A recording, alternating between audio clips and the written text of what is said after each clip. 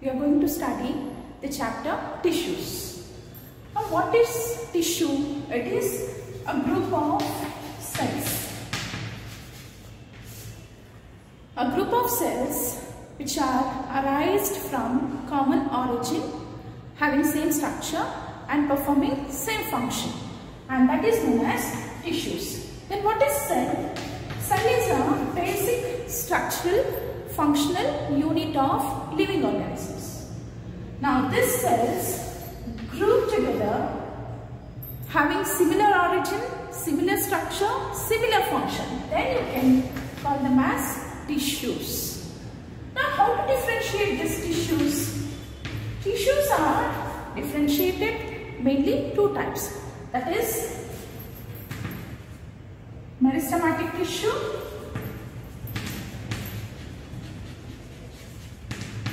permanent tissue.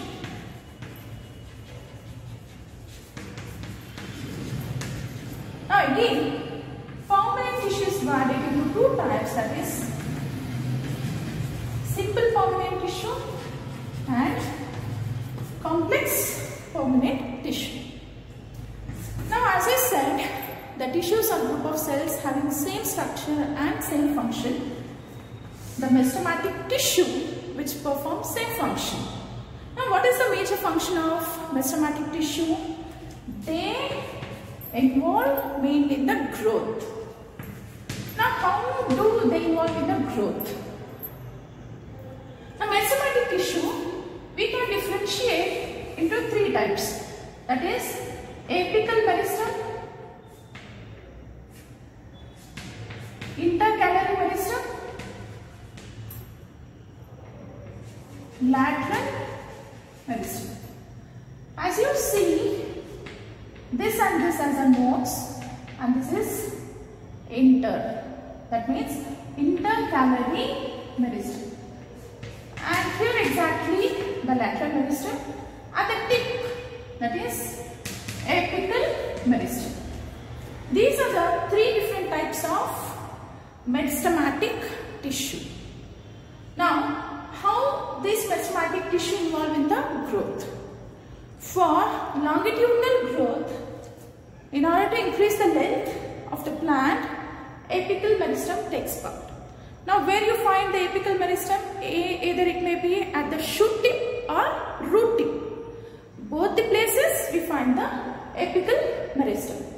And next one, between the two nodes, there will be intercalary meristem. And what is the function of this intercalary meristem? It increases the internode region. Example, you take the grass. The grass has very long internodes. You take sugarcane. Sugarcane, which we get the juice, that is intercalary region. That is the region between two nodes. You can see very long internode in the sugarcane, and how that long internodes has been increased. That has been increased by intercalary meristems. And next one is lateral. Along with the length, along with the internodes, even you can find the girth. The circumference is also increased in the plant. Along with the length, even the circumference is also increased. How the circumference is increased? That is by the lateral meristem. Lateral meristem increases the circumference of the plant. So like this, meristematic tissue helps in growth of the plant. So the main feature of the meristematic tissue is they are continuously dividing. They are continuously dividing tissues. They are continuously dividing tissues. And the next one is permanent tissue. Permanent tissue is formed by the meristematic tissue. Then why I want to differentiate it as permanent separately? When the cells are arised, then they have the nature of actively dividing feature. When the cells have actively dividing feature, then we can call them as meristematic tissue. After certain duration, it starts dividing.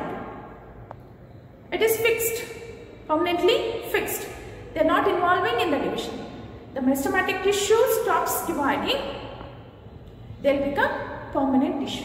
That means permanent tissue is arised from the meristematic tissue. When the tissue divides, you can call them as meristematic. When the tissue stops its dividing nature, then you can call them as permanent tissue. Why I want to differentiate this into simple and complex? If the tissue is made up of only one type of cells, only one type of cells, then we call them as simple permanent tissue. And the complex permanent tissue, where it is made up of more than one type, means different tissues having same function grouped together for complex permanent tissue. If it is only one type, simple. If it is more than one type, then we can call it as complex permanent tissue. Now, like meristematic tissue, there are three types: apical, intercalary and lateral meristem. In the same manner, simple permanent tissue are also different types, that is parenchyma, collenchyma, sclerenchyma. These are the simple permanent tissue. And what about complex permanent tissue? They are not one type. It is the combination of more than one type of tissues, that is xylem and phloem. Other than that, you can find epidermal tissue. What is this epidermal tissue? Now we have the skin which covers our body. In the same manner, the plants also have skin-like tissue, that is called epidermal tissue, which covers the plant structure. So we can know more information with the help of slides. This is meristematic tissue showing apical meristem, intercalary meristem and lateral meristem. Apical meristem present at the root tip and shoot tip. Intercalary meristem present at the nodal region, and lateral meristem present at the lateral region, and which increases the girth of the stem. That means it increases the circumference of the stem. And this is the picture showing how the onions, when it is dipped in the water, it starts rooting. That means it starts growth. The roots will start growing. This indicates the onion bulbs can grow in presence of water, and this is because of apical meristems present at the root tips. This is permanent tissue. As you see the picture, this is the section of the stem. This shows the vascular bundles, epidermis, cortex, endodermis, phloem, xylem, cambium and pericycle. So this is mainly made up of permanent tissue, that is simple permanent tissue and complex permanent tissue. This is showing about simple permanent tissue. The first one is parenchyma, and parenchyma, as the features are, it provides support to the plants and also stores food. In some situations, it contains chlorophyll and performs photosynthesis. And if it has chlorophyll and performs photosynthesis, then the parenchyma is otherwise called collenchyma. In aquatic plants, the parenchyma gives buoyancy, helps in floating, called aerenchyma. The parenchyma of stems and roots also stores nutrients and water. They are main supporting part of the plant. Epidermis, which is also called the skin of the plant, externally covered by the cuticle, and here and there we can find numerous of pores called stomata. The stomata has two guard cells and the pore called stoma. This helps in exchange of gases, helps in transpiration. Next is complex permanent tissue, where it is mainly made up of more than one type of cells. And here we find xylem and phloem.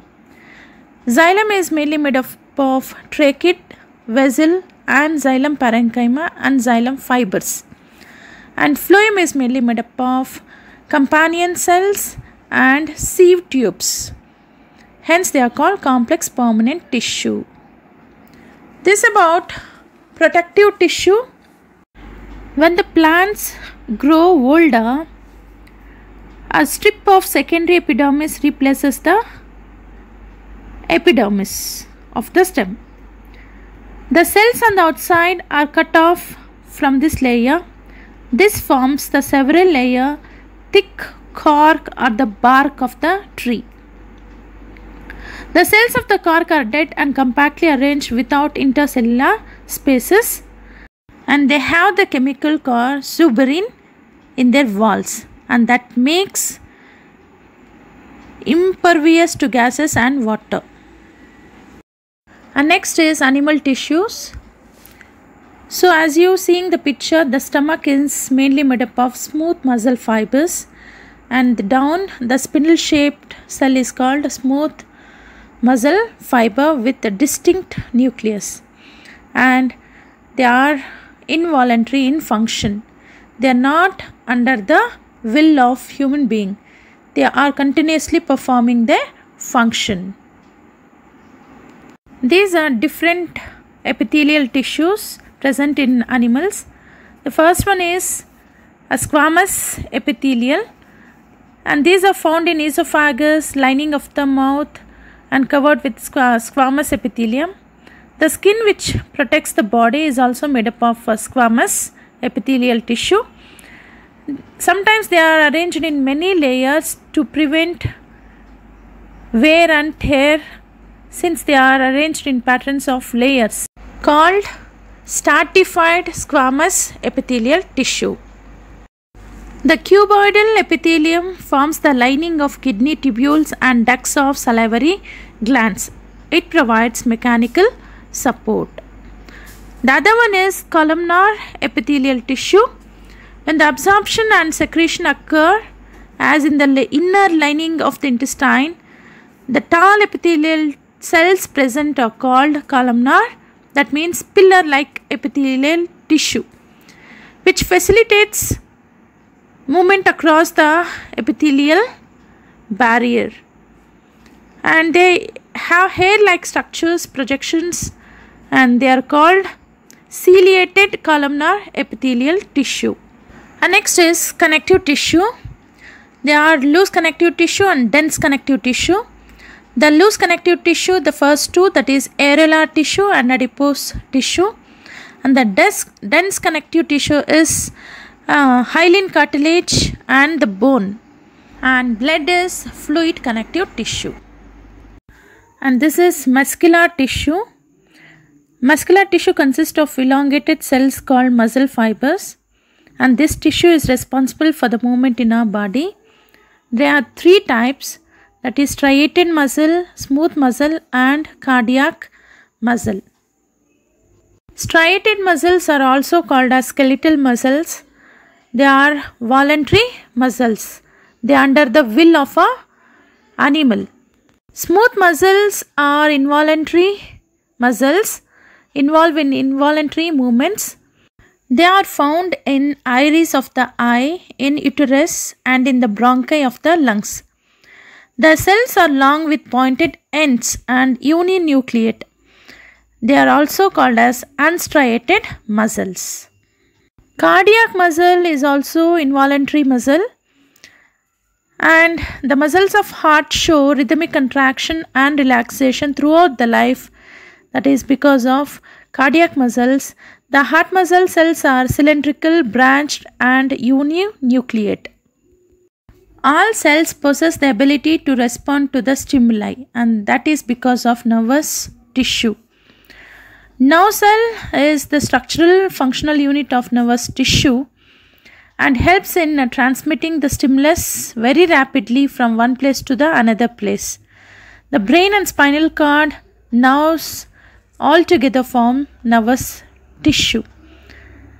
The nerve cells or neuron consist of cell body with a nucleus and cytoplasm.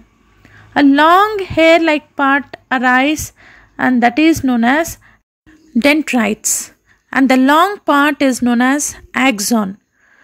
The dendrites are branched, collects the information and passes to the cell body, and the information passes from the cell body to other neuron by synapse.